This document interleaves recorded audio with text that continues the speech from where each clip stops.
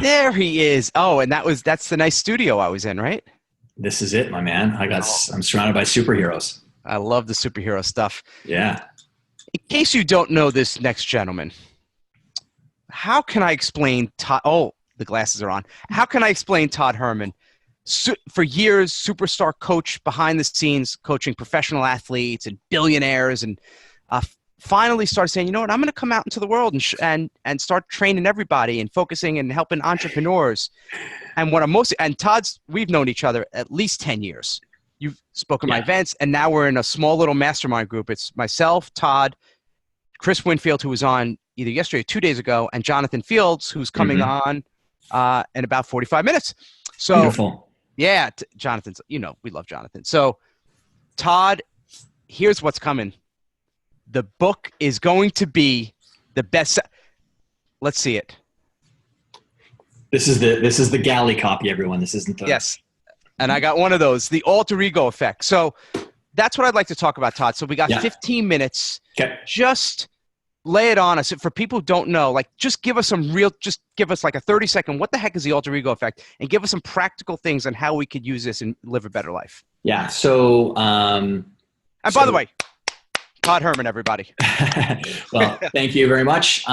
So the alter ego effect. The alter ego effect is just the name itself tells you that there is an effect that happens when you use an alter ego or a secret identity. And I came to be a huge practitioner of it with my clients, because when I started in sports, I started out like anyone else, working out, or at the very bottom. I started out working with young athletes, 11, 12, 13-year-olds, all on the mental game and peak performance.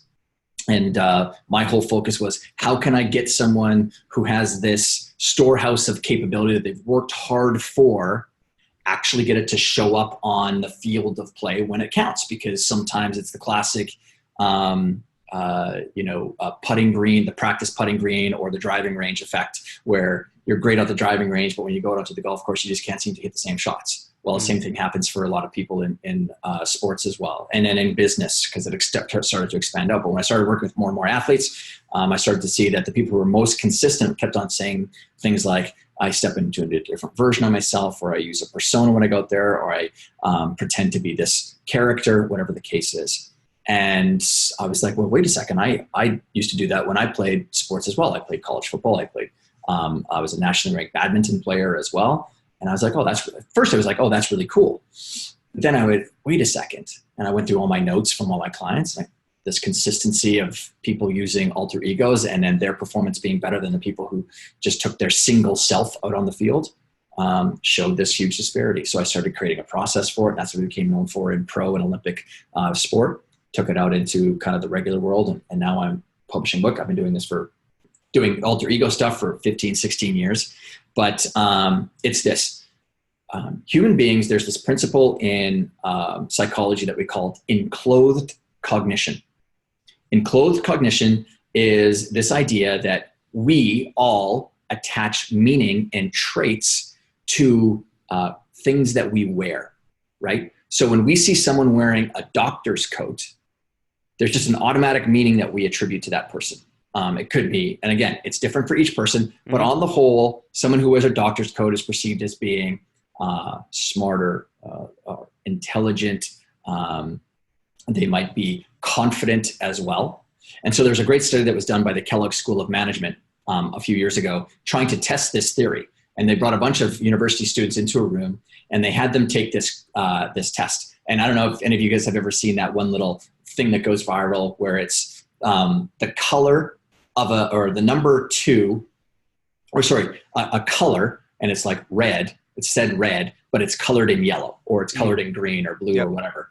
And then there's like 5x5 grid of, yellow is colored in green and blue is covered in brown. And you got to go through it, and you got to see how quickly you can get through the grid by saying the actual word, and you get tripped up very easily. So anyways, they had these students do this test, and they went through the grid and they logged the time, and then they sent them off on their way. Brought in a new group of students and had them put on a white coat, and they told them that it was a painter's coat.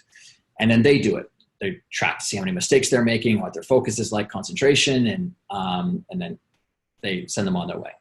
Then they bring in another group. They take the exact same coat. This time they tell them that it is a lab coat or a doctor's coat, and they get them to do the challenge, and they log all the results. Well, here's what the results said. What do you think the results are between the difference between the people who wore the painter's coat and not a coat at all? Yeah, I would assume. Let everyone put, if you're in the chat box, what should they write? Painter higher, painter low, faster? Yeah. Painter. So what do you think, guys? Are painters better than the regular clothes or not? Yeah, say worse. Coat or no coat. Painter better, painter higher, painter higher. They're all saying painter higher, painter better. Okay. So the results showed zero difference between the two. Meant nothing. Nothing. No difference whatsoever. The results from the people who wore the lab coat versus everybody else was they completed the challenge in less than half the time. They made less mistakes, and they showed higher levels of concentration ability. Okay? So that's an example of enclothed cognition. There's the traits that they displayed, concentration ability, ability to complete something with less mistakes, changed just by wearing something. That's just the power of the human mind. We enclose a cognition, an idea around wearing something. Same thing goes for people who wear glasses. Lots of studies have been done on people who wear glasses. People who wear glasses are more trusted, perceived to be more intelligent. They're also more likable and respected. There's even a defense lawyer, I talk about it in the book, where he gets all of his defendants to wear glasses because the perception of people in juries, which has been confirmed in post interviews, is that people who wear glasses, they can't imagine that person committing that crime. So, enclosed cognition, important. They also took that same group of people and they got them to do a creative test this time. And the people who wore the lab coat didn't do the exercise any better than the people who were just wearing street clothes. But the people who wore the painter's coat were more creative, more expressive with the way that they did the challenge. Freaking fascinating. Yeah. And so anyways, what this relates to is there's so many things, there's so many components that you can use to build an alter ego. One of the core components that I would use and use with people is the idea of a totem or an artifact, something that you wear, something that you touch, something that helps you to activate that secret identity, that alter ego. And the power of this is that many people, I talk about in the book, the difference between an ordinary world and an extraordinary world. And many people oftentimes find themselves in an ordinary world. And you know that it's an ordinary world when you feel like there is a part of you that isn't getting out onto your field of play and in your performance because it's trapped inside of you. That's the common experience, is that there's this trapped self that isn't getting out into the world. And that creates this ordinary world. And the enemy lurks at all of these different layers, at your behavioral layer, at your belief layer, at what I call the core drivers layer, the part of you that is a huge part of your identity. The things that make that up are things like where you're from, the country that you're from. Sometimes who we are as a people can sometimes trap us. Oh, Americans wouldn't do that. Canadians wouldn't do that. I'm a farm kid from Western Canada. I live here. Canadians would do that. Yeah, I live here in New York City. Yeah. Well, it's just whether or not it's legal. That's the thing, right? Oh, shut up! Inside joke. Keep going.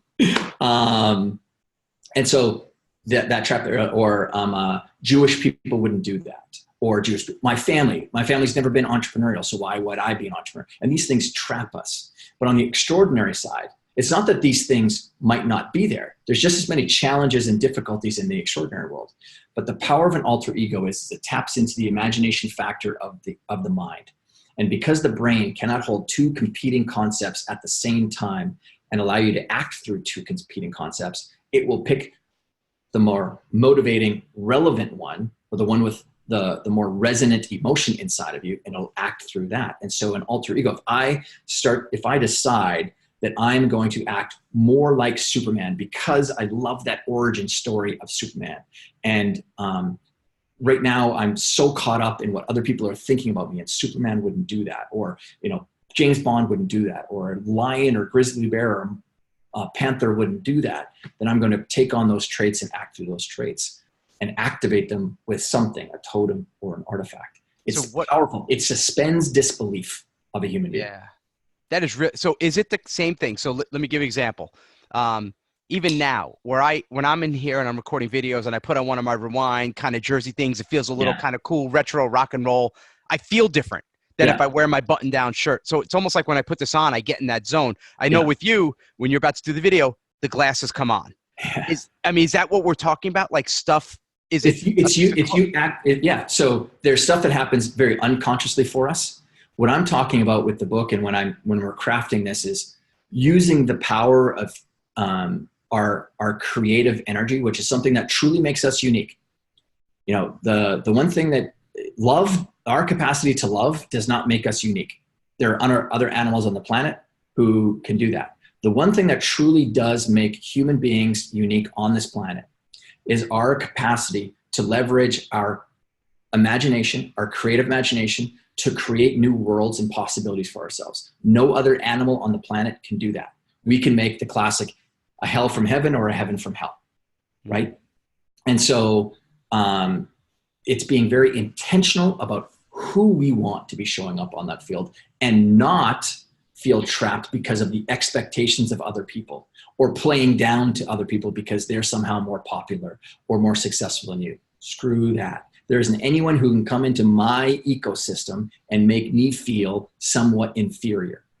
I can be happy for that person because they've had success. Completely different mindset. I'm ecstatic for them. Great for them. That doesn't make me less of a person because they have something.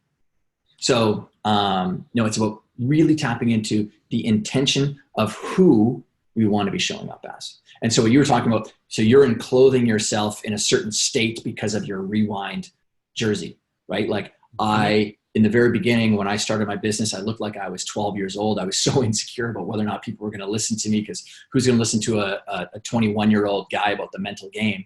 That's my narrative. That wasn't true because the moment I started putting on the glasses and started acting through Richard, which was my alter ego's name, which is actually my first name, and I called it my reverse Clark Kent. You know, Superman puts on the glasses to become Clark Kent, the mild-mannered person that's accepted by society. I put on my glasses to be it was my reverse Superman. And I put them on to become the person that I needed to show up as confident, articulate, and decisive, because I wasn't those things. Yeah. And Louise just wrote in here, creating an alter ego is how I overcame the severe social anxiety that I had in my teens. Yeah, absolutely. So I talk about it in the book, the many reasons we can use them. So David Bowie is a fantastic example of someone who used an alter ego to to explore his creative self and to put out a genre or a specific album that's going to be explored through Ziggy Stardust or whatever. Okay. Mm-hmm. Some people are using alter egos and secret identities to really get past some deep trauma that happened to them. They still have this will to live, but there's something that happened to them at a young age or whatever age that has trapped them somehow. So they leverage an alter ego or a secret identity to step past that narrative and still go out there and do the things that they want to go and do. I mean, that was absolutely a part of my story as well. Yeah. So, Louise, you're joined by many other allies and superheroes that have done the same thing. But then do we shift? So let's say we're using you as an example. You put your glasses on, you're Richard, the coach. We're done. You take the glasses off. Do you kind of resort back to, okay, this is my regular kind of. Yeah. So mine, I talk about the importance of context and the field of play. I'm not having an alter ego for my entire life. Right. That's then you got some issues, I think. Yeah. Right? That'll create some issues for you. And again, folks, there is absolutely zero things wrong with a secret identity or an alter ego. Zero. There is zero. There's nothing that it creates some sort of multiple personality disorder at all. In fact, the most unhealthy people mentally are people who have a single self. They identify themselves in one way and they take that one person on every single field of play that they have or stage of life. Their family, who they are as a parent, who they are in business, who they are with their friends, who they are recreationally. No, we all, of course, on those different stages magnify some aspect of who we are. This is about tapping into it intentionally and then maybe leveraging the characteristics and superpowers of someone or something else to help really amplify who it is that we want to show up so we can get those absolute best results and make the impact that we want. This context of your field of play, and my glasses, I don't wear my glasses around my kids. And again, I wear these glasses now, not because I need to go and step into Richard as the alter ego. I wear them now. Hey, when I started doing this in 1997, it wasn't cool and to wear glasses. Now it's a total trend, which I'm going to say I absolutely started it back in. You're rocking the Warby Parkers, aren't you? Yeah, absolutely. That's what I have. So we can have we have these different identities that we take into all these different fields. So I don't take, decisive, articulate, and confident Todd into the home with my kids. That's not who they want. They want fun, playful, get on the floor and muck around with them, dad. Right. So the person that I'm trying to embody the most and really leverage is, Mr. Rogers, that's who I want to be with my kids. And so even that, how would Mr. Rogers, if my Sophie or Molly or Charlie is getting all emotional and they're upset and they're crying, and I just came home from a rough day at work where my emotional kind of tank is empty, like just checking myself before I cross through the threshold and saying, being very intentional at who's about to show up. Mr. Rogers wouldn't yell and scream at them. No. Probably get down on his knee, eye level, maybe give them a hug, talk more softly to them. And I can tell you 100%, I did. Sophie, my middle one, had as just a decibel level that she can get to with her cry that can just stir the insides up in me. And I would meet emotion with emotion. Mm-hmm. And the moment I started meeting her emotion with an embrace and I would just hug her, boom, she just melted away. Then we could just talk about things. Even though inside I would be like, oh, but it doesn't serve to do that. And so that's what helps me and others. And I talk about the stories of a lot of people in the book who've used them throughout history. And then of course some clients and whatnot. And this book is going to change a lot of lives, which is a segue because it's as of this live recording, it's not ready yet. It's going to be ready. What's the best way people could pick up a copy of the book, learn more about my man, Todd Herman? Yeah, well, they can go to alteregoeffect.com. And we've got, because we're still in our pre-release, it comes out February 5th. We've got bonuses for people. I have a live recording on stage of me talking about the alter ego effect.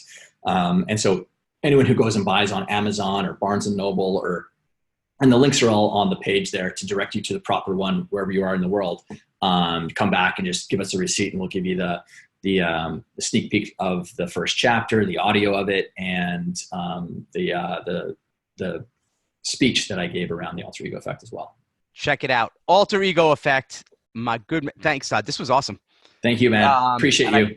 All right, man. I'm going to see you soon. Ladies and gentlemen, Mr. Todd Herman, everybody. Bye, everyone. Todd Herman.